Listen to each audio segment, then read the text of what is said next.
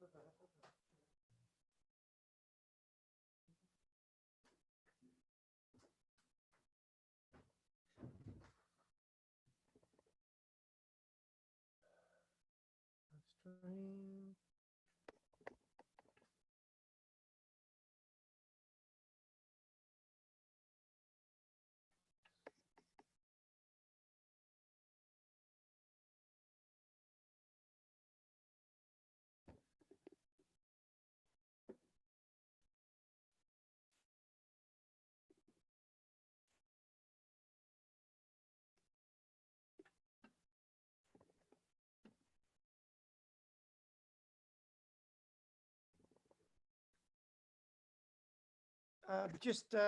We'll just do a sound check. We'll be starting in a few minutes. So can everybody, well, whoever's out there, can you please like and subscribe?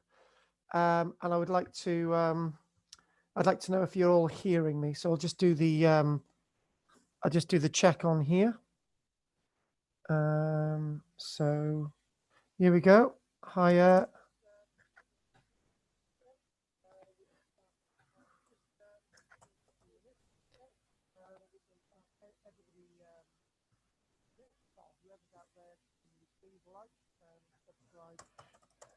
And I would like to, I'd like to know if you're all hearing me. So I'll just do the, I'll just do the check on here. So here we go. I might actually get rid of that. Might be a good idea if I did that.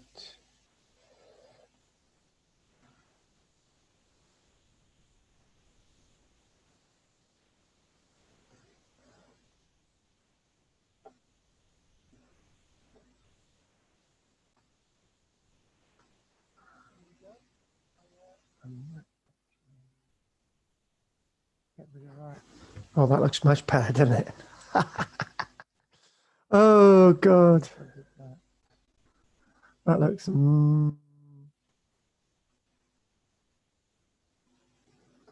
Okay, so have that. That'll be good there. Okay. If I do that, oh, that looks much better, doesn't it? Oh, God. That looks... Hang on a minute, folks. I'm just getting the camera sorted.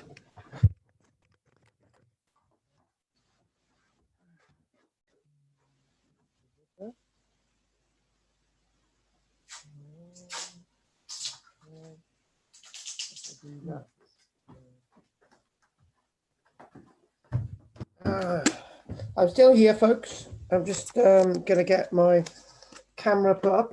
So I think that's going to be better. I'm just getting the camera. So you can hear me a bit better. Good. Excellent. Oh, that's seemingly good, isn't it? Okay, there you go. Just going to double check you're all out there. Right, excellent. I think brilliant. So right, Rosamond, we will be doing Towton in a minute. I'm just going to go get a pasty. I can't do this without eating.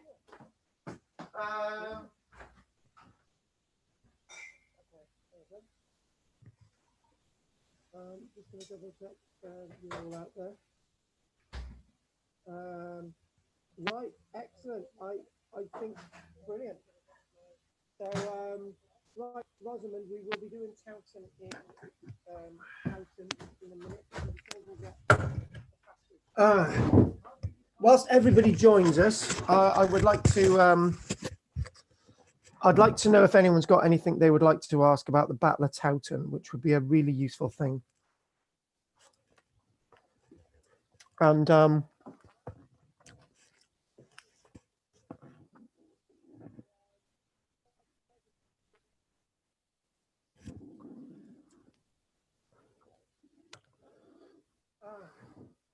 whilst everybody joins us, I would like to. I'd like to know if anyone's got anything they would like to ask about the Battle of Towton, which would be a really useful thing.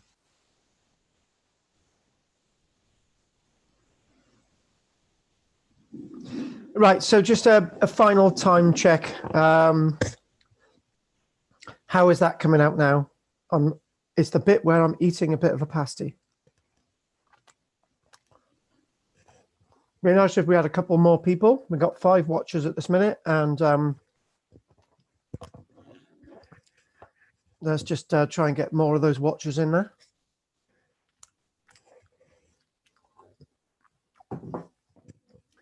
I've got ants in my pants today. I've got to get a little notepad. Hang on.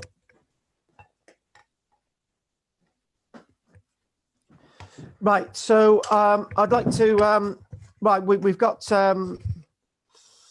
Hiya, Stav. Could you please confirm, Stav, if everything's sounding quite clear, and if you can see me clearly, that'd be very useful. That confirmation. If I could have that confirmation that you're hearing me really clearly, and also that you're seeing me clearly as well. I don't know how this goes out, so if you could, somebody please confirm, and we will get started. I'm just waiting for that confirmation of somebody out there. And anyway, welcome joining us today. As I say, I'm waiting for confirmation of somebody to type. To type in the right. I can hear you clearly, and I can also see you clearly. That is absolutely brilliant. So without those, I will be asking everybody to make sure they like and that they subscribe as well. So it's now 1:07. We will go for 1 hour today. And I'd like to start by asking you all, when you think of, as I mentioned, the Battle of Towton, what does that conjure up for you all? And where is in fact Towton in Britain? So I think the best thing to do, I'm going to occasionally change the screen behind me. This is one of the individuals from Towton. This is one of the individuals that was found associated with 50 bodies that were found at the Towton Hall, which is just immediately north of the battlefield. So to really get where we need to be, the problem is with the technology I'm using is it's still a bit slow. I'm still trying to get my new computer sorted out, our Archaeology Cymru's new computer. And if we put a little bit of a map up there, we'll be able to precisely work out where Towton is. There's a lady who comes along to my lectures called Ellen, who is very persuasive in convincing me to put maps up. So we do actually have a map of Towton behind us. Well, where Towton is, it's a bit larger than it should be. So what we've got, if I can get the map in there, is that we've got as we're looking up, on the other side of Northampton, we've got East Anglia or Norfolk. And as you go up on the west coast, you've obviously got Wales, above that Liverpool and Lancaster, which was really important. And just above the name Wakefield, it says Towton. We're looking at the Battle of Towton today. And when I examined the Battle of Towton this week, one thing that was coming up over and over again was that there were issues involving Towton that I was not entirely happy with. And one of the key issues involving the Battle of Towton was in regards to the numbers actually involved in the battle. The numbers involved in the battle have been estimated at roughly 100,000 people. Now, if that means that there were 100,000 individuals involved at the Battle of Towton, at the time, that involved about 3% of the British population, probably maybe more than that, in fact. And it said that the Lancastrian army may have been about 60,000 strong, and that the Yorkist army may have been around 40,000 strong. So a battle involving 100,000 individuals. The year is 1461, and the month is March, and it's the 29th of March that this battle actually took place on. And being the 29th of March, it's referred to as Palm Sunday.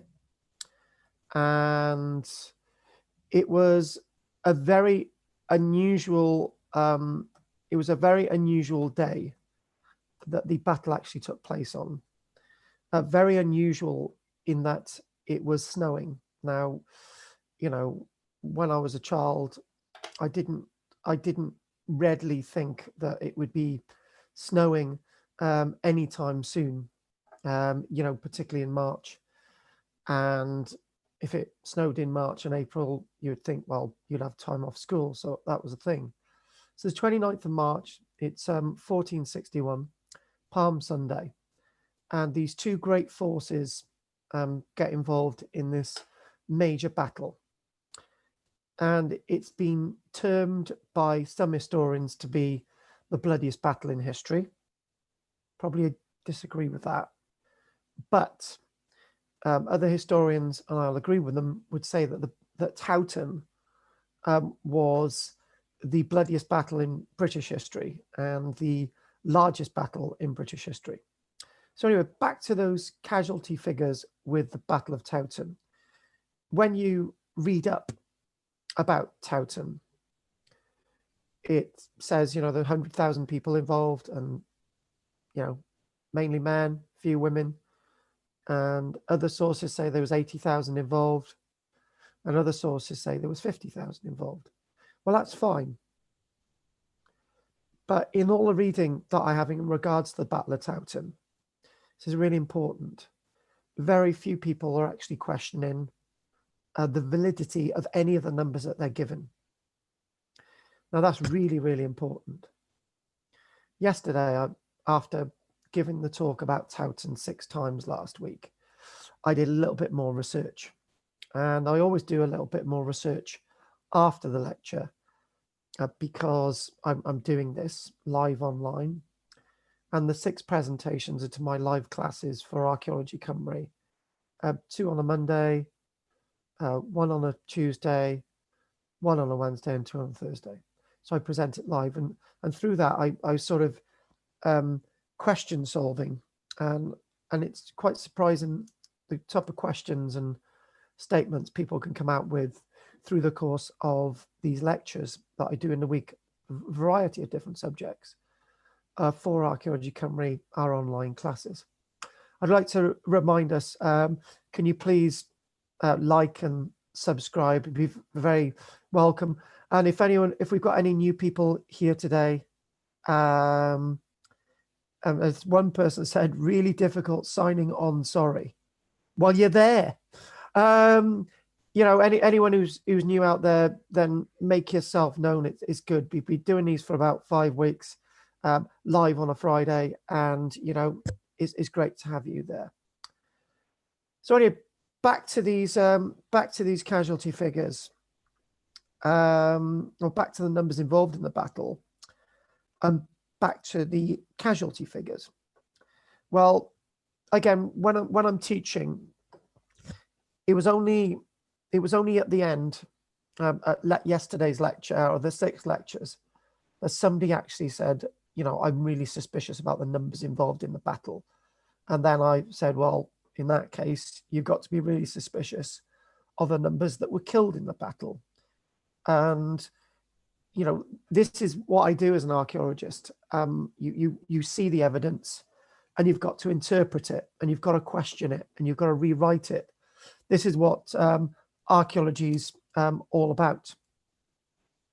So if you question the numbers involved in the battle, because nobody's really written a proper record of this, and the other thing as well is about the records for the battle, the Lancastrians and the Yorkists weren't keeping a keen account who was actually involved in the battle.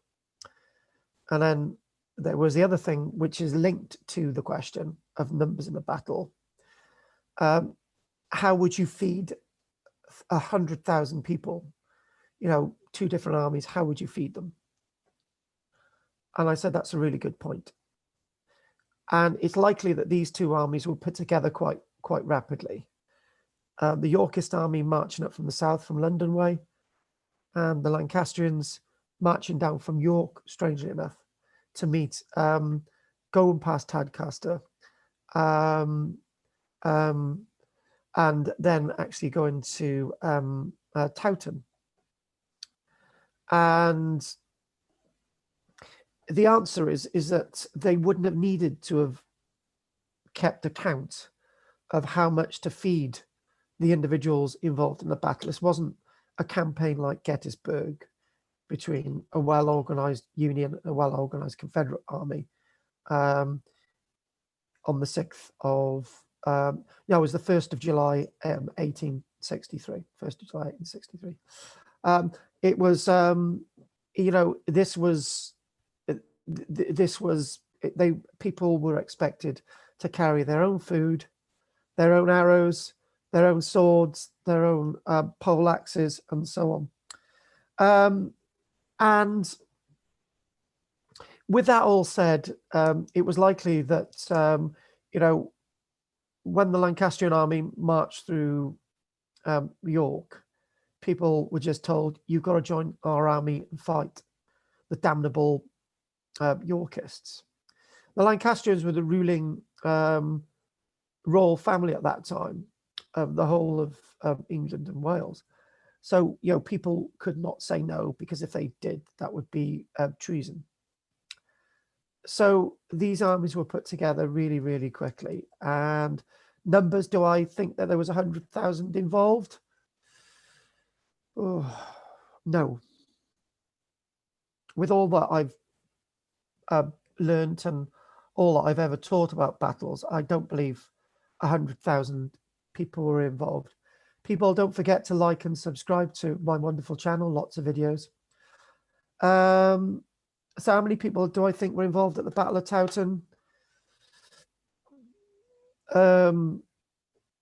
Probably more towards under 50 than above 50,000. And then we come to another statement that was made by somebody who's actually leaving messages with us. It could be one of 3 of you leaving messages out of the 9 of you watching this. They said, Karl, I don't believe that poor people were actually involved in the battle at all. And I thought, it's an interesting statement. And by the end of it, the answer was that it wasn't just noble people involved in the battle.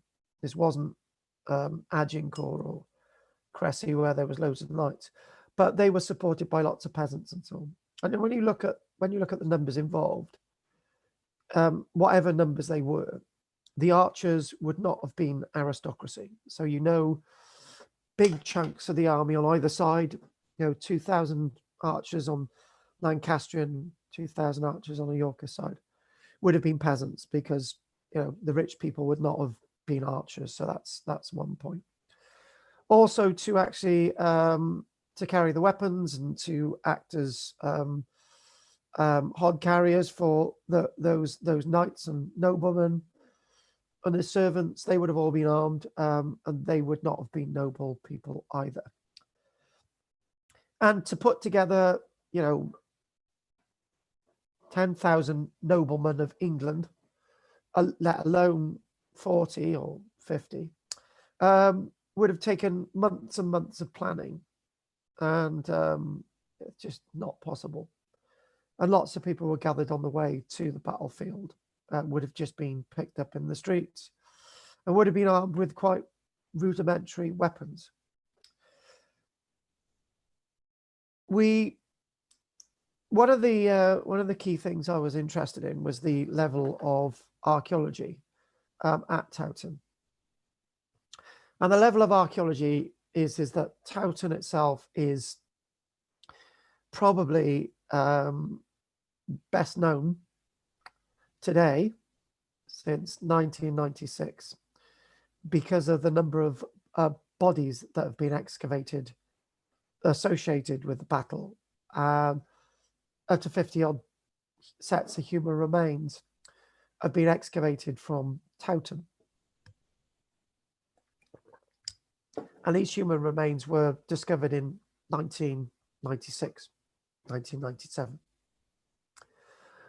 Thanks for everybody joining us today, and don't forget to like and subscribe. So the archaeology itself, the bones, tell us more about this one single battle than every single other battle fought in British history. The 50 sets of human remains all buried together, are more human remains than all the other battles that we know about in the whole of our history in Britain.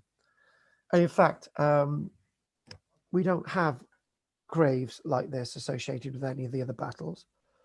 I kept on saying in the lectures this week that if you look at, for example, the Battle of Hastings, which was fought on a hill, and so was the Battle of Towton, the Lancastrians were on a hill as well. If you look at Hastings, we still really don't know where the Battle of Hastings actually took place. They're still trying to work out.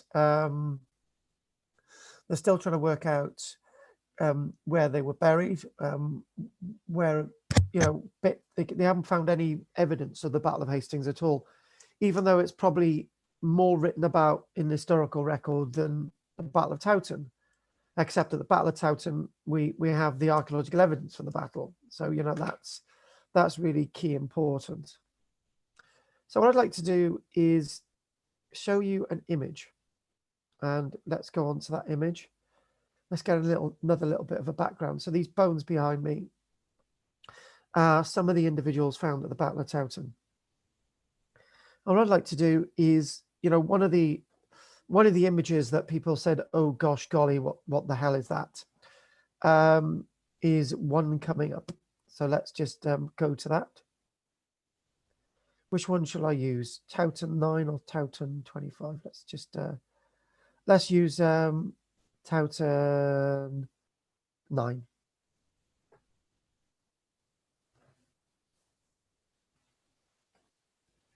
Oh, nope. This is Towton 25. Doesn't matter. That's fine. So Towton 25. So what I'd like to do is sort of move a little bit further over here. Not knocking my drink over. And what I'd like to do is the jaw itself, as you look at the jaw, you've got a sword, you've got a cut mark that's gone straight through it. This is skeleton 25, and Bradford University have extensively worked on the sets of human remains. These individuals were very lucky to be buried because thousands and thousands of individuals from the battle were not lucky enough to be buried. Lots of them remained on the battlefield at Towton for 2 decades unburied. Some people, local people, collected the bones, ground them down, and they made good phosphates. They made good fertilizer for the fields. But these 50 were very lucky. They were all buried in a mass grave. Again, back to that sword that has actually cut through the skull. that's one of 8 wounds on the skull. Now, the reconstruction is rather good as well. So if you look at the reconstruction, what you can see is that the reconstruction has shown the individual with a gash, which is on his left-hand side of his face. And then there's another gash that cuts under the nose and underneath. It's said that the top one on the top of the cranium is a gash that was made through the helmet. It said using a sword, right? And that gash was made after 5 attempts in that one area. That's really important. The other gash across the face, the bottom, is probably the 7th wound. So we've missed a wound. We've got another wound on the back. And apparently the osteologists looking at this one individual skeleton tell us that the 5 wounds on the top of the cranium were made when the individual is still alive, still functioning.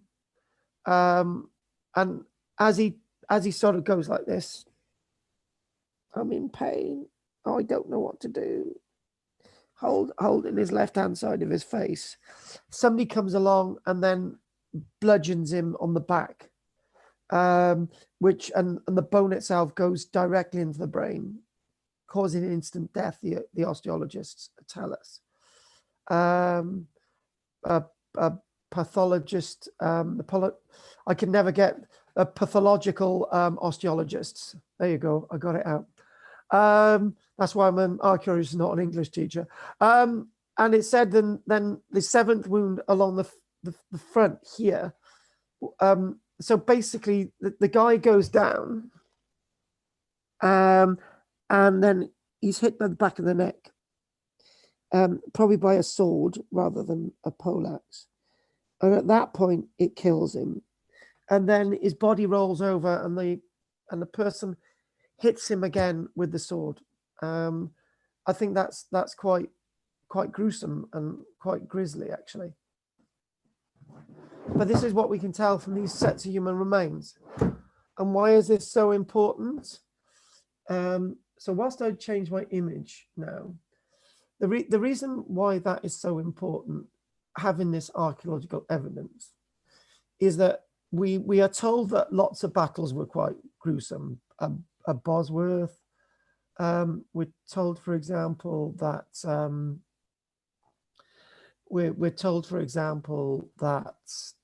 Hastings was quite grueling, and Culloden, and so on and so on. We're told these things, but we can't really see the archaeological evidence to prove their history. The archaeology almost tells us another tale. And for Towton, it gives us a very interesting story. I think we're very, very lucky with the Battle of Towton. It tells us so very, very much.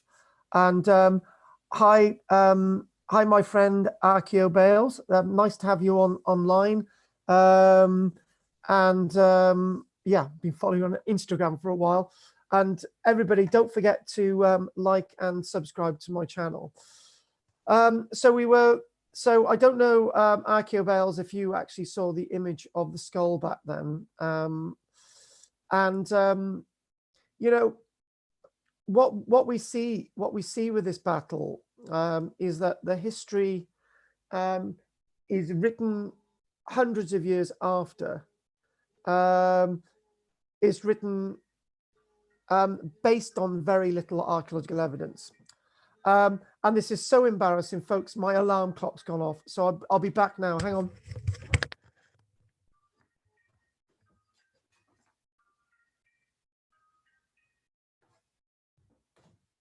Phones. Sorry about that. Anyway, back to what I was saying. Lots of what we do know about battles.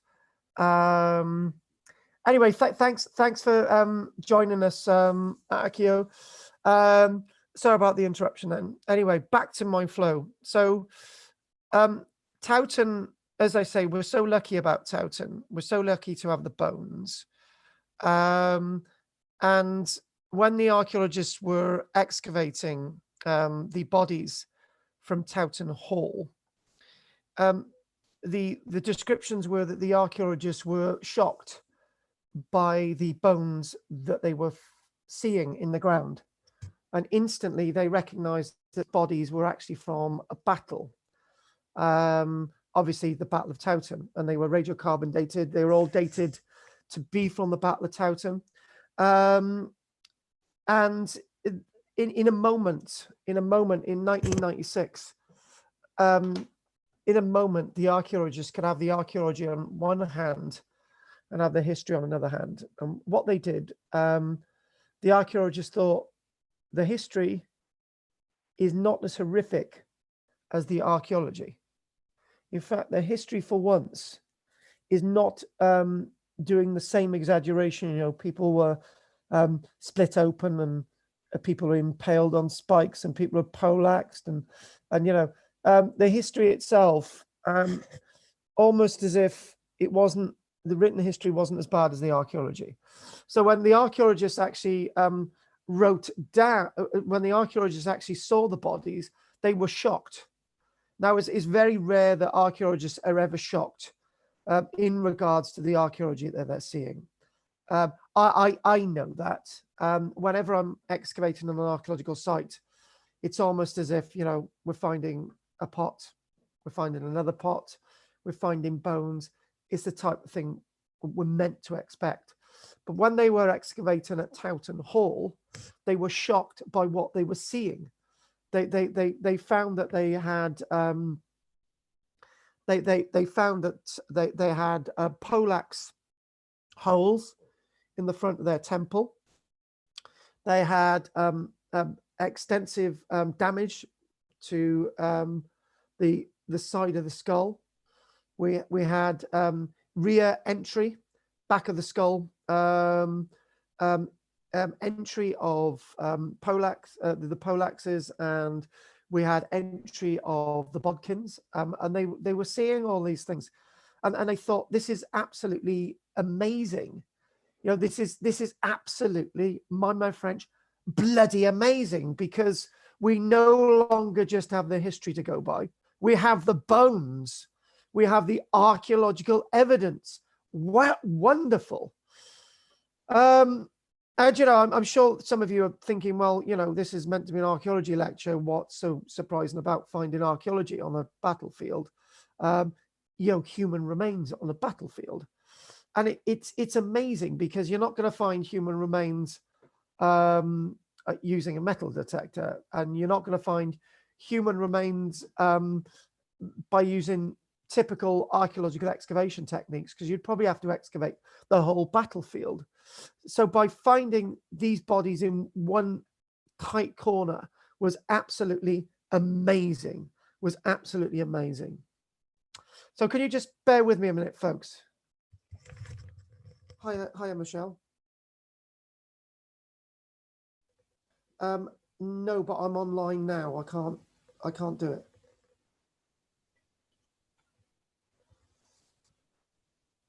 Right, Michelle, I'm online now. I can't do it. I'll have to give you a call back. Okay, bye. This is the problem when you do live lectures. You have live interferences. Sorry. So back to what I was saying about finding the human remains. The other thing as well is that somebody asked in my lectures in the week was in regards to arrows. So we've got the shock of the archaeologists finding the 50 sets of human remains at Towton Hall, 1996, and then the issue with the arrows. Now, this was a really interesting point. Now, what we can see behind us, what we can see behind us is, you can see the Lancastrians in red, and you can see the Yorkists. And directly behind the Lancastrians, what you can see is there's a hill. There's it's on there. It says Towton Cross. Now, the Towton Cross was put there as a memorial after the battle, naturally. And the point with the Lancastrians and the point with the Yorkists is that it's specifically mentioned. It's specifically mentioned about the Lancastrians being on the hill, and it's specifically mentioned about the Yorkists shooting their arrows into the Lancastrians. All the histories tell us this. You know, who's written a history? Where's the archaeology on the ground? Well, it's going to be unlikely they're going to find rows of bodkins, which are the tops of the arrows in the ground. It's unlikely you're going to see that. And we'll go to the point about the arrows. We're making the point about the arrows, but we'll sort of get into this. And the issue with this is that the archaeologists, whilst they were excavating those 50 bodies, needed to know whether the historians were right about the arrows.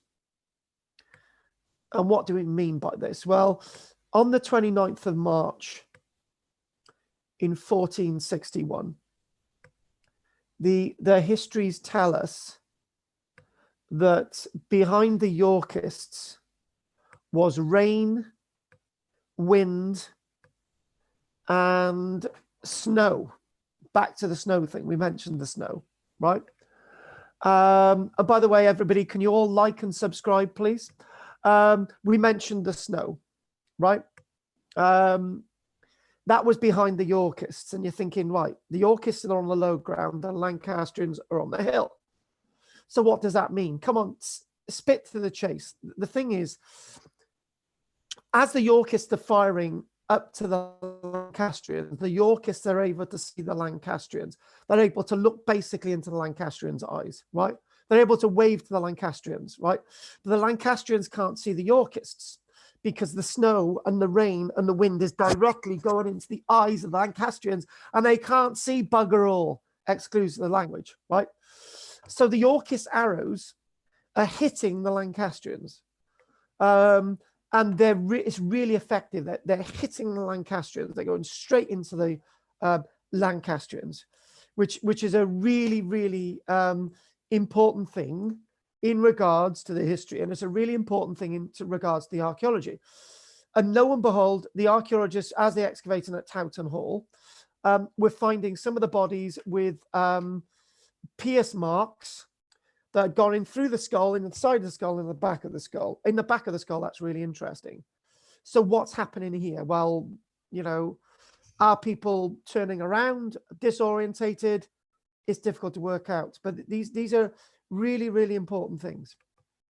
So so when we think again about this, somebody asked the wonderful question, well, if the arrows are being fired at the Lancastrians by the Yorkists, it wouldn't take long before the Yorkist arrows would run out.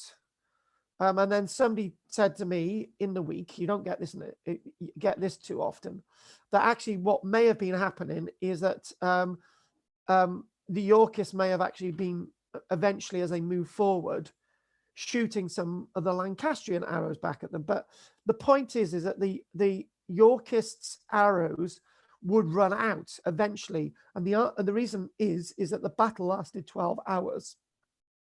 Yeah, so you know, there's interesting things about the arrows. The other thing as well is as the Yorkists are firing, they're managing to get aim onto the targets, the Lancastrians. But the Lancastrians, on the other hand, they're not hitting their marks. So that's a really interesting point. The Lancastrians actually do outnumber the Yorkists. And one thing that we see in the history, that the Lancastrians are leaving their defended position on the hill. Fatal, don't do that. Gettysburg, good example. 1863, Battle of Hastings, good example. 1066, do not leave the hill. Stay on the hill. Even no matter what's happening, just stay on the hill, right? And, you know, they go into the bottom of the valley, and then what really happens then is that the Lancastrian have the upper hand against the Yorkists, and then eventually more Yorkists join the fray, and then they chase the Lancastrians from the field. A lot more to be said than that. Looking at the cartography, topography, and the documentary evidence, what we do find is that the Bloody Meadow marked on that map is so named because that's where lots of the Lancastrians are being slaughtered. At this point, after 12 hours of rain, wind, and snow, the ground is going to be very boggy. So it would be a good thing to get back to the archaeology, would it not? A little bit more. So what I'm going to do, is I'm going to change my image again. Let's have a few more likes from those that are out there, and please subscribe to me today. So I'm going to put another little image on the background, and it's of one of the skulls. And here's where I do my Polax demonstration, and it worked very well in the week. So what I'm going to do, I'm going to get one of these skulls in front of me, and maybe what I would like to do, I think I'm going to use this one. This is quite a gory one, actually. Yeah, it is a bit like the last one. That was gory. Towton 9. What they did in the excavation, all the bodies were given numbers as they were excavating. So Towton 1, Towton 2, the bodies that were being removed. And this is number 9. Now, this is rather important body. So this is where we go into the Polax demonstration. So hang on, let's just thank you very much for Archeo Bales for subscribing and liking. Can I just mention one thing? I've just got a question here before I do my Polax thing, right, and get really excited with my Polax. Some people are worried about my partner, Michelle, getting polaxed, particularly when she phones me in the middle of a lecture. No, she's got a few problems with her allotment, actually. Right, I just like to read this. The whole point of doing this thing is it's live, and I've got to respond, phone calls, something to eat, sounds of crows, and questions. It's interesting. I am using a reference book by William Seymour, Battles in Britain. I've got it, Anne. It's a really good book. Published in 1977. He says 48,000 Yorkists from the payroll, but not all on the payroll were combatants. Now, that's really interesting. I don't know if I should comment on that one. But what I would like to do is say that that's a very interesting figure. If that's 48,000 Yorkists on the payroll, then that means there were more Yorkists than Lancastrians. God, that changes the history again. Why does it happen, people? Right, so what I'm going to do my Polax demonstration. So wait, be back. I don't have anyone knocking the door or the phone or something. I'll be back. There's my axe. Oh, there's my axe. Here we go, folks. Right, so that skull that you're actually seeing there, rather interesting skull. And what we've got, this is a normal axe, okay? Normal axe. So the point is that a Polax is a very interesting instrument of death. So if you take this as a normal axe, it's for chopping, and you can use the other end for breaking, right? So a Polax has got a very sharp spike here, right? Has got a very sharp spike on the head of the axe, a metal spike protruding, right? That's really important. But there's also another spike here, right? I think if I did have a Polax, I think I'd probably be arrested. But anyway, but it's okay to have an axe. So you'd have a sharp spike there, and you'd have a sharp spike here, right? So the interesting thing is as you would hold it basically something like this.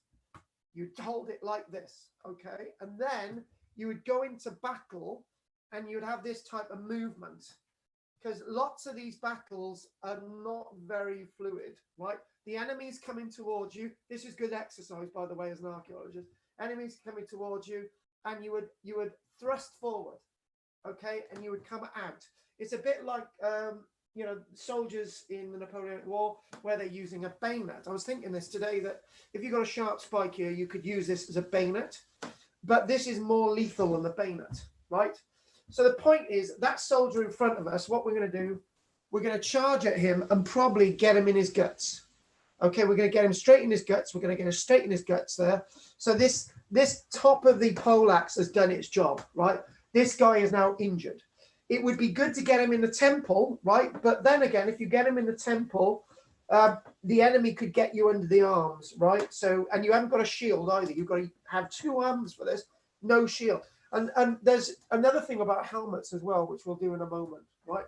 So you've got him in the guts, right? He's going, probably dropped his sword, right? If he's inexperienced, he's going to be really disorientated, right?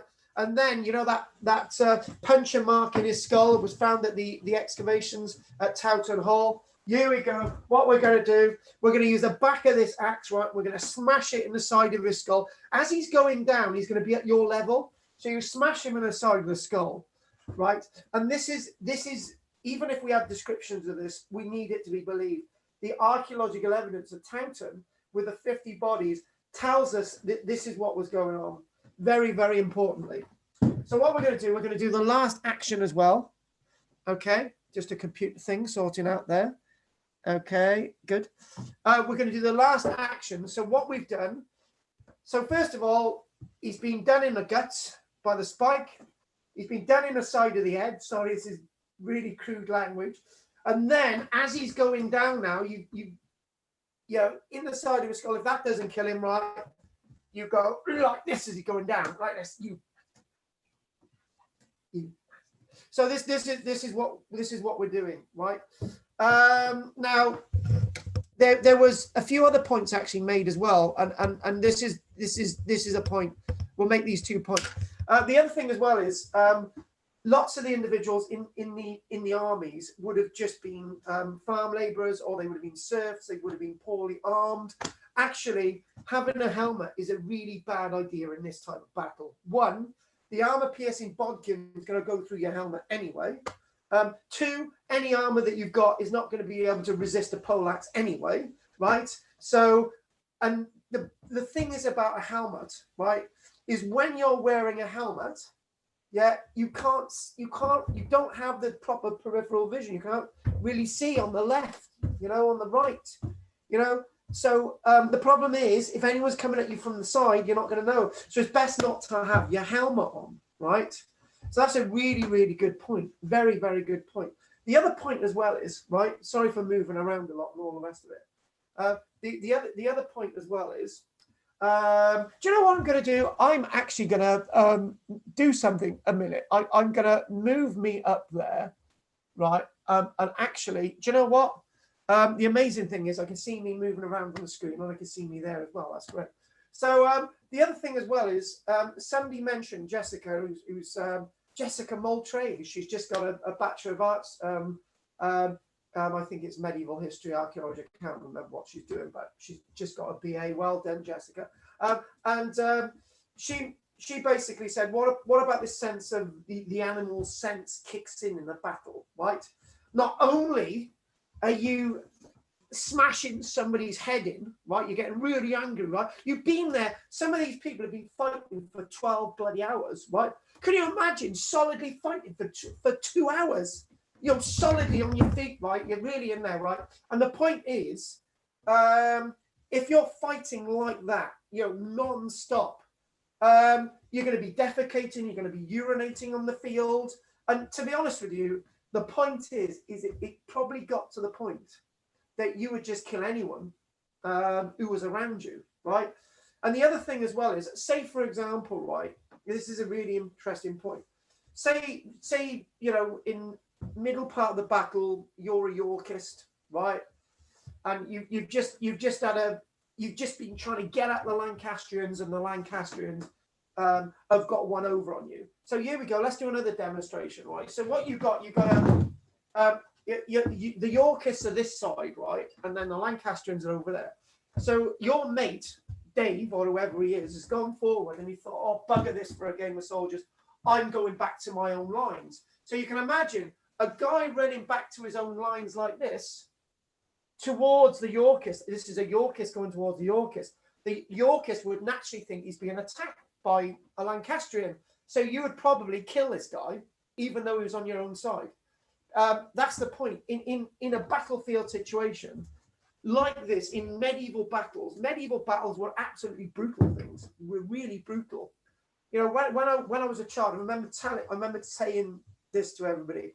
When I was a child, right, I can remember the teachers turning around. And by the way, likes, subscribers, great, keep them coming, and share around. When I was a child, I was told, for example, that there was David. He became patron saint of Wales, right? Sometime around the 500s, and he went. He had to fight the Saxons, right? Folklore, history, or whether this is based on anything, you know. So yeah, he had to fight these Saxons. And the point is that he said to his men, he said, right, you look like the Saxons, you know, and most of the Saxons in this army speak the native tongue anyway, because this is how armies were back then. You'd have 2 or 3 Saxons, and the rest of them would be local people, and the local people fighting the local people would be wearing the same stuff. So how do you know who's who? And St. David said, what we'll do, put leeks on everybody, right? But this was 900 years, this sort of story, this folklore was 900 years before the Battle of Towton. And as far as I know, there was very little differentiation between a Lancastrian and a Yorkist. The point is, Yorkists didn't speak in a Yorkish accent, and Lancastrians didn't speak in a Lancastrian accent. Basically, the Lancastrians were people on the king's side, who was actually Henry VI, right? And so that's the Lancastrians, right? Their king is Henry VI. He's a reigning monarch, you know.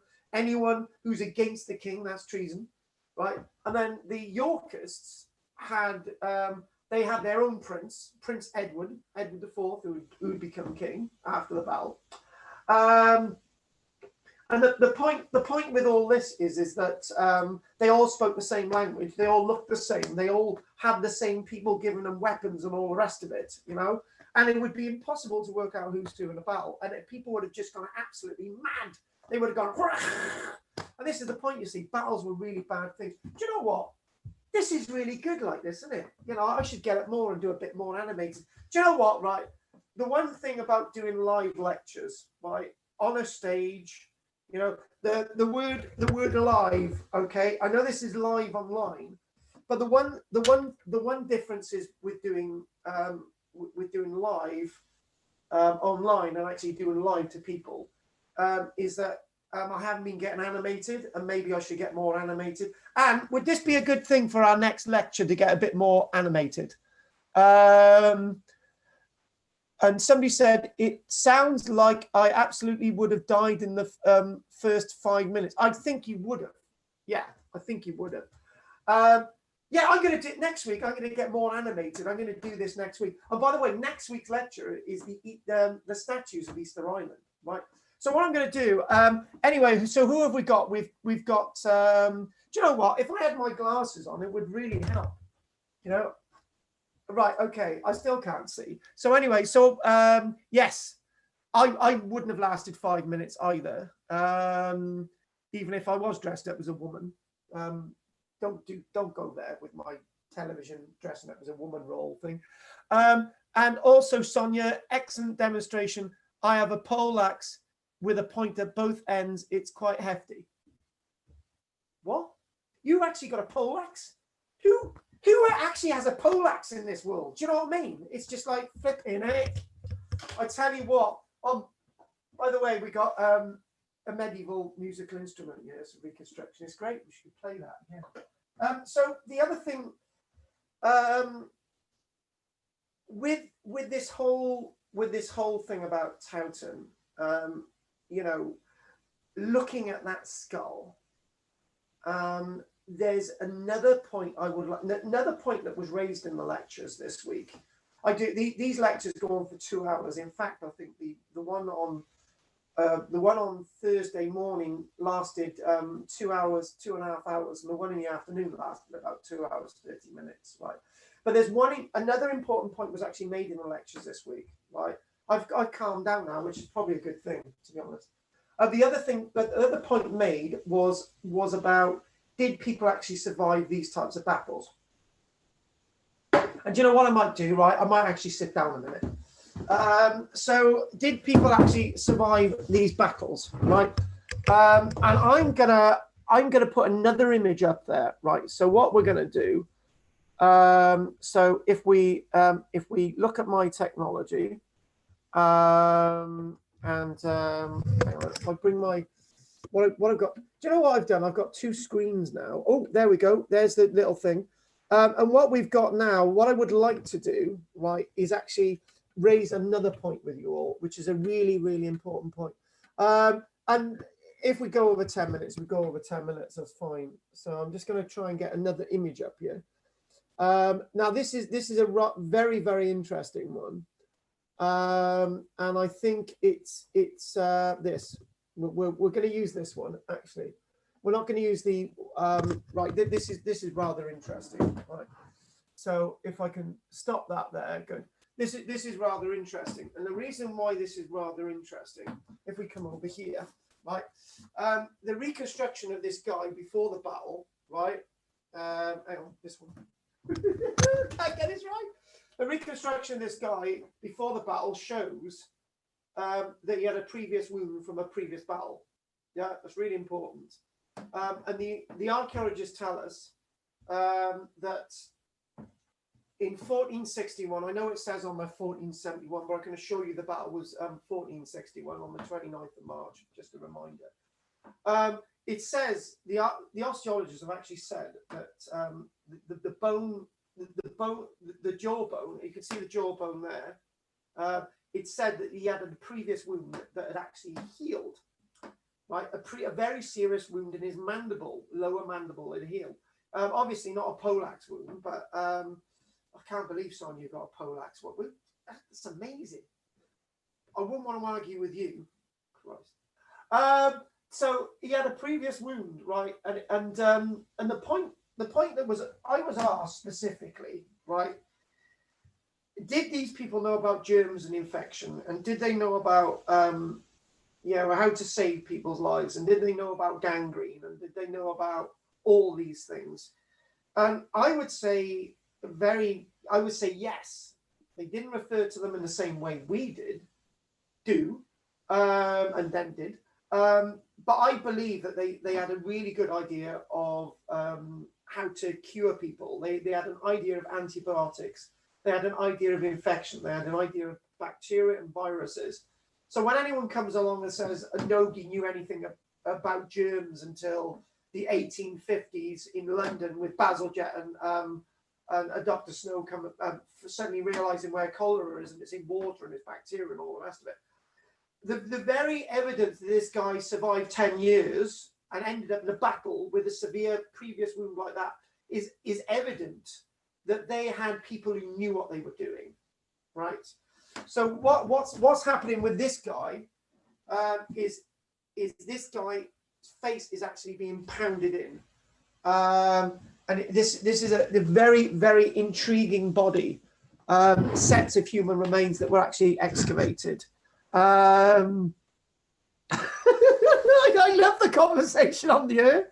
Sonia said, "I collect blades." Yeah. Samurai type of blades, eh? So going back to the lecture and all the rest of it. So we've mentioned about the Polax, we mentioned about the arrows, we mentioned about the nobility. Now I would like to talk again about the casualties, the dead from the battle.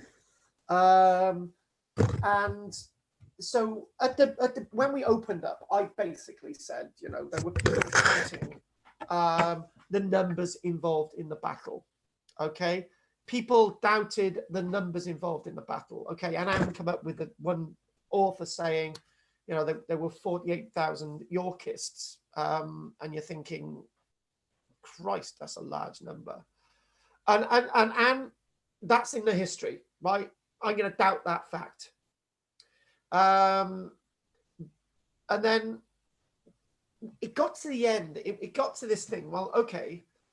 Somebody said, well, you know, how about us having like 10,000 on each side of Towton, right?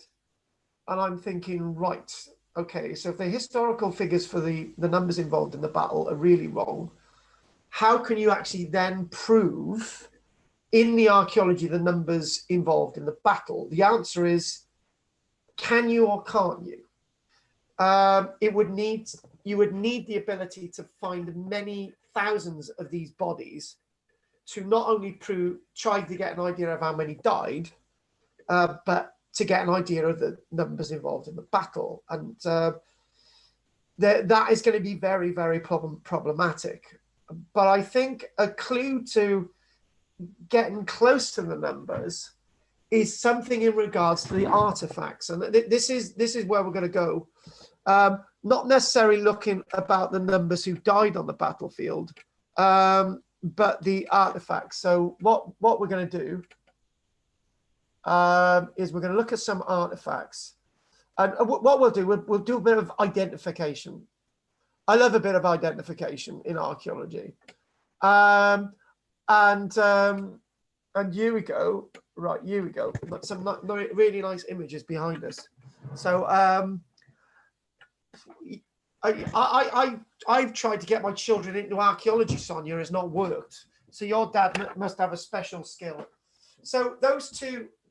So as we're pointing over these here, hang on, if we sort of cut that there, because I got green screen, it's not easy. So those two in the bottom there, these two here,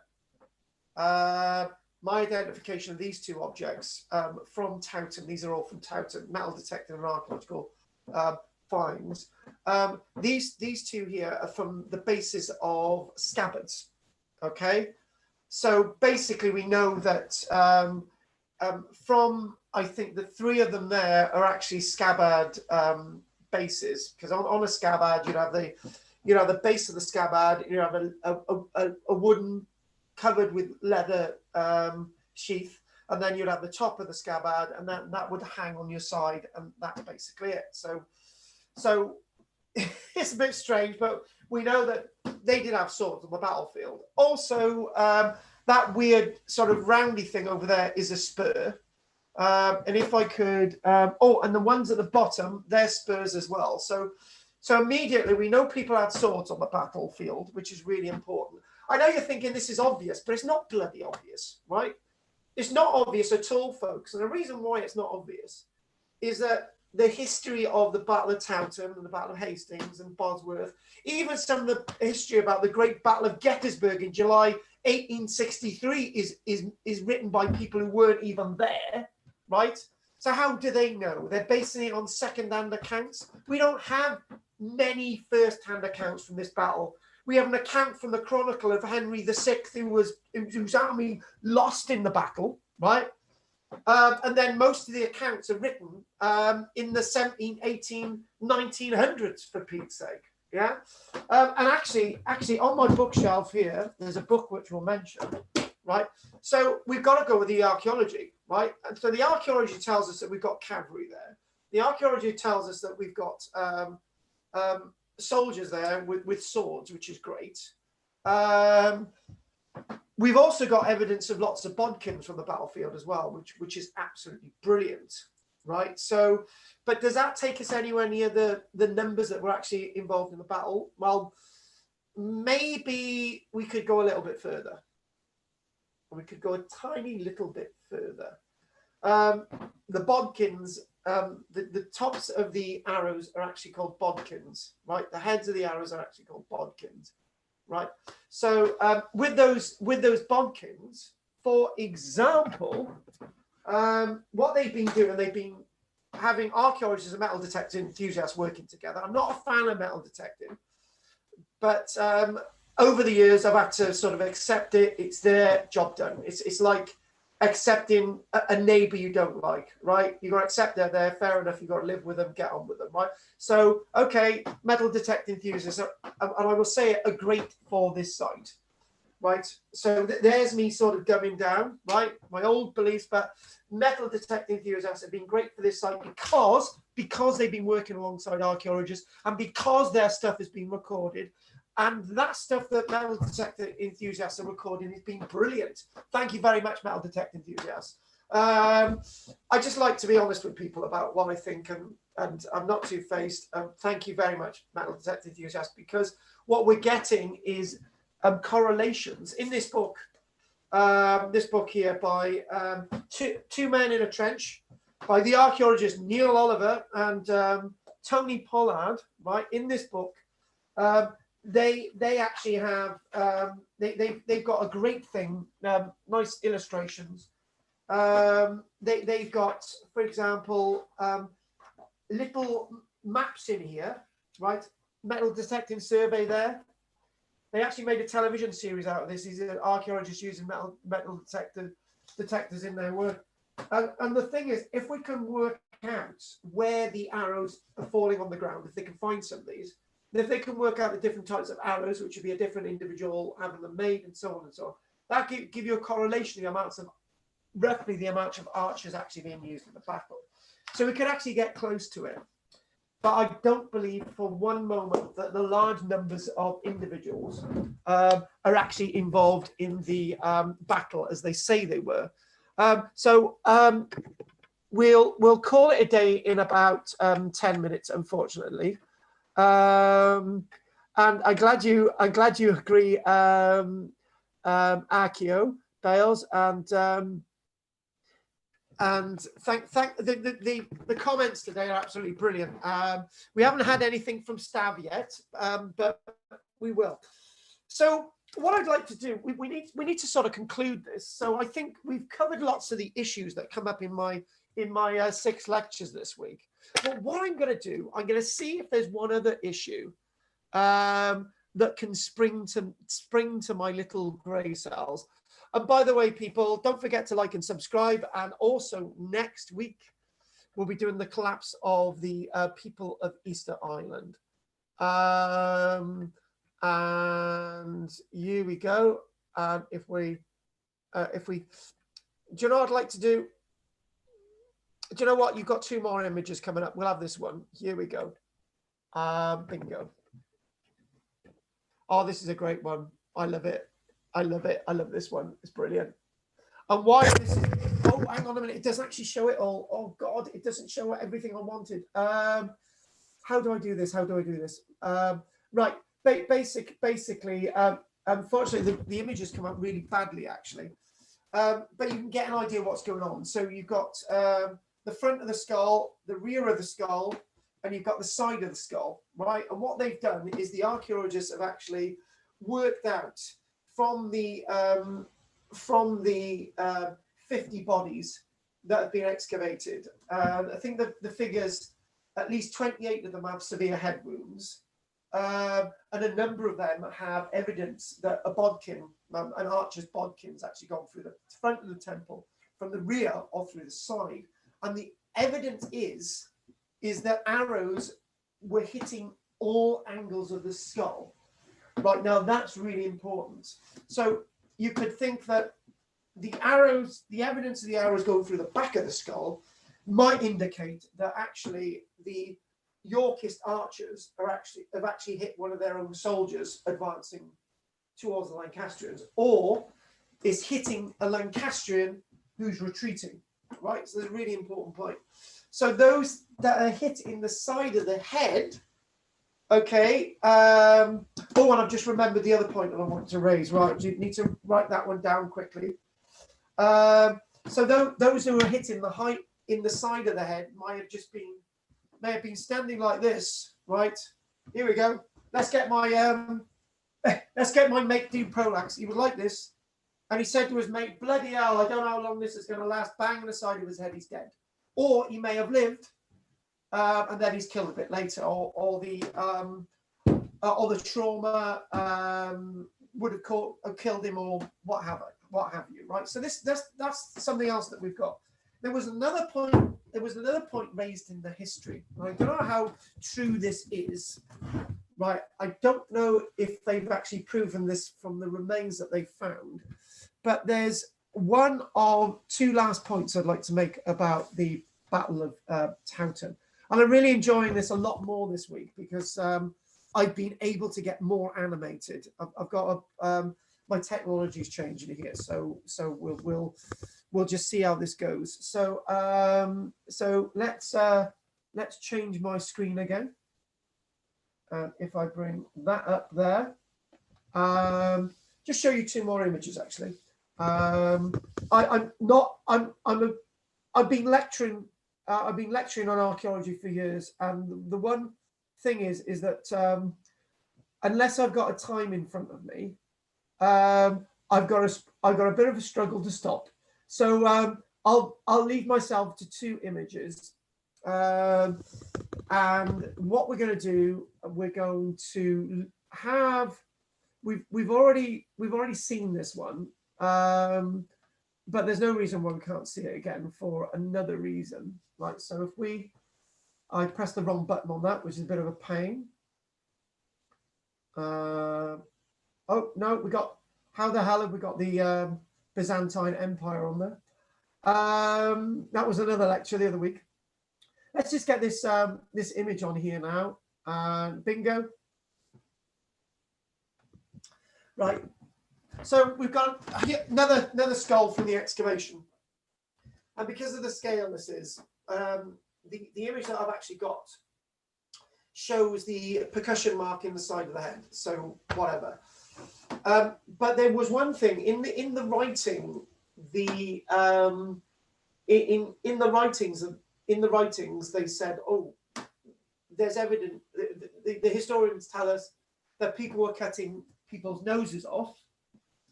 Cutting people's ears off, right?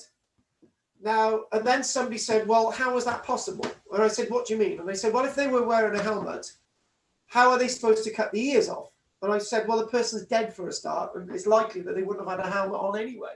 It would have come off or they fell or they weren't wearing a helmet, right? So you can easily take a nose off, because at that stage, you don't really have the nose guards as you had before with normal armor, right? Just a straightforward helmet like one of these guys is wearing. Even though that's Flodden armor, it's not too far off the stuff that we're looking at. And I basically said, well, you could find that in the archaeology, because if you're cutting the nose off, you're cutting the nose bone as well. So that's going to be traceable in the archaeology. And as you're lobbing the ear off, you could take a bit of bone off there as well. So that's out there. And do you know what? If anyone can find, if they've actually found that evidence from the bodies at Towton, that's one bit of reading I didn't do. Be very grateful for that next week. And also for those that actually want to watch the full video from one of my lectures this week, just go to my channel, press the link, and watch the full video from Towton from this week.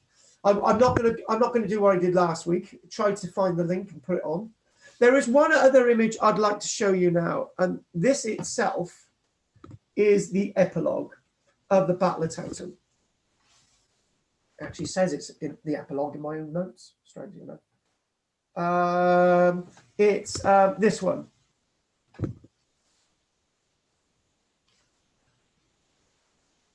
Right, this is rather important, right? And this is rather important. One of the things that I said to my students this week, well, in a few of my classes, it is, would William Shakespeare have actually come down on the side of enriching the warfare on the battle, or would he have great sympathy and talk about the folly? When William Shakespeare wrote about Towton, And he's writing, say, in about 1590 odd. So he's writing about Towton over 130 odd years later, but he's still writing about it in his work, 3 Acts of Henry VI.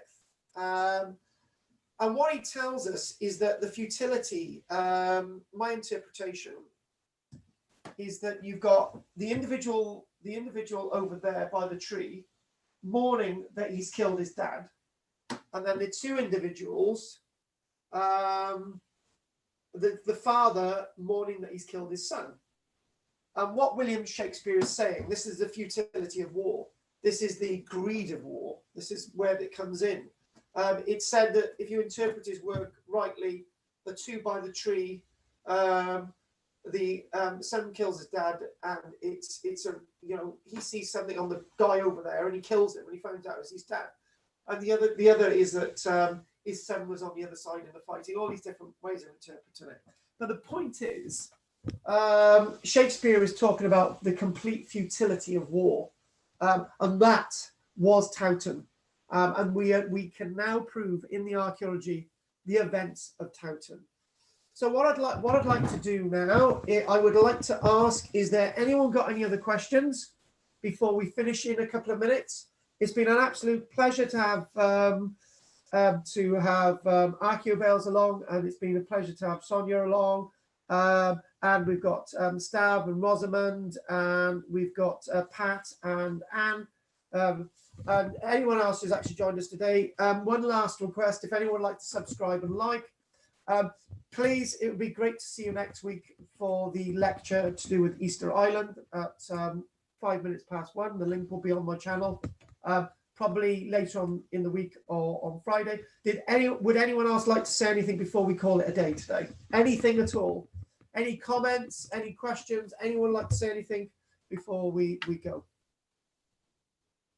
And I really appreciate everybody joining us today, and it's been an absolute pleasure. It's my pleasure, Archaeobales, for the lecture today. It's my pleasure. Thank you very much for that. And I'll just write a couple of things on there now. And what I'm going to do, I'm going to write thank you for joining us. And what I'll do, if anyone's interested, if any of you guys are interested, if you want to go to my website for Archaeology Cymru, we've got online classes ongoing, and if anyone wants to look at our online classes and some of the classes that we do, look at that link. Thank you, Sonia. My pleasure for the presentation today. What I'm going to do next week, we'll have the statues behind me, and I'll be able to touch their noses and their hair and stuff, and we'll sort of do that. Yes, thank you for that, Christina, about that. What I'm going to do, I'm going to leave it 30 seconds for anybody else to write anything, and then we'll call it a day. This is recorded. I will have this out there for you to all look back on this, and obviously go onto my channel, look at my various videos, and there is another video there that looks at Towton and the lecture of Towton. Do you know what I might do is actually maybe I will find the link. Shall I do that and just post that on there? Okay, so what I'm going to do, I'm just going to find this link now. And when I put the link on there, I will call it a day. It's been really great today. I've actually enjoyed this subject. I enjoy, actually, the strangest thing is I enjoy all my subjects by the end of doing them, because I've learned so much through the lectures that I do, that by the time you actually do something like this, it sort of makes it worthwhile, because you're able not to just answer questions to yourself, you're able to answer questions to everybody else. So what I'm going to do, I'm going to try and get this link up here. If I copy that, if I go on to there, let's put the link up there. What I'm going to do, guys, I'm going to leave that for you. There's the other link for the video. Anyone that wants to like and subscribe, and I'm going to say thank, and I'm going to write in quickly. Goodbye, and thank you for your support. See you next Friday. Many, many thanks, folks. Take care. Bye. See you.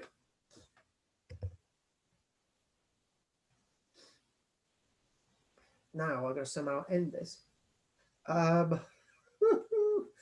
Oh God, end the live stream. So here we go. End the stream and goodbye. I'm off. Yep, I'm off now. Good.